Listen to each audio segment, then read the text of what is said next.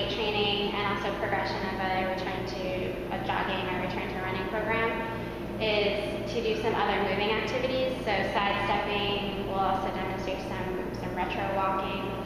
You can do, for some of the higher level athletes, you can do even some of the typical warm-up activities like crossovers.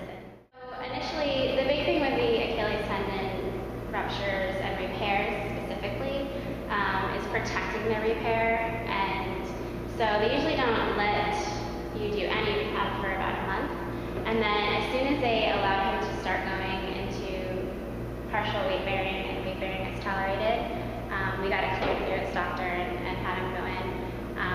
He had a little bit of some issues with his scar, still having some areas that were open, so we waited a little bit longer to put him in. We could have covered that and put him in earlier, but we decided to just hold off.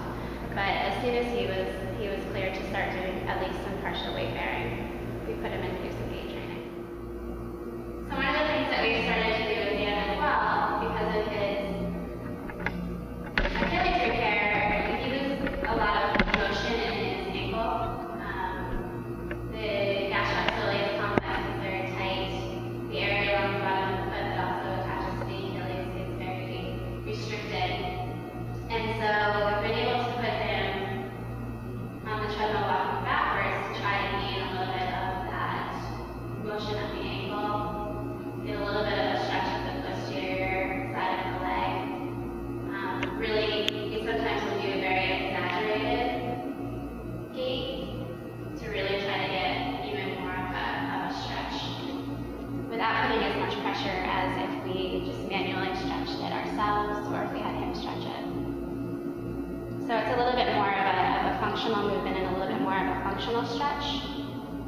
Take a little bit bigger of a step and really try to work on rocking right through your foot down. There you go.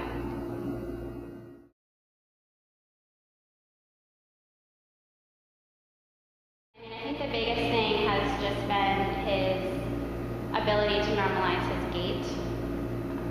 That's been huge. He really was having a tough time with getting out of his walking boot, off the crutches, out of the walking boot, and starting to do some gait training on land. He was having trouble with that, and we've noticed a huge difference by getting him in the pool. The biggest thing, because it's a little bit less painful, a little bit more of a good environment for him to do some of the walking. Only a few weeks ago, I went to Florida, and my wife had to push me over. This was only 3 or 4 weeks ago. 3 weeks ago? My wife was pushing me around Disney World in a wheelchair because I couldn't really walk that much. Just as far as not only normalizing his gait and getting rid of some of his ontalgia, but just also the tolerance for walking has really improved significantly. And I think a little bit faster than you would normally see post Achilles repair. Achilles repairs are a slow process and usually very protective. So Dan completely unable to do calf raises outside of the pool initially, not only because he was restricted in that area, but also because of pain.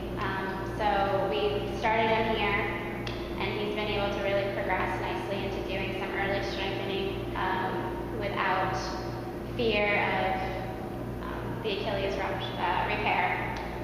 Some leg lifts that you would typically do on land, so forward,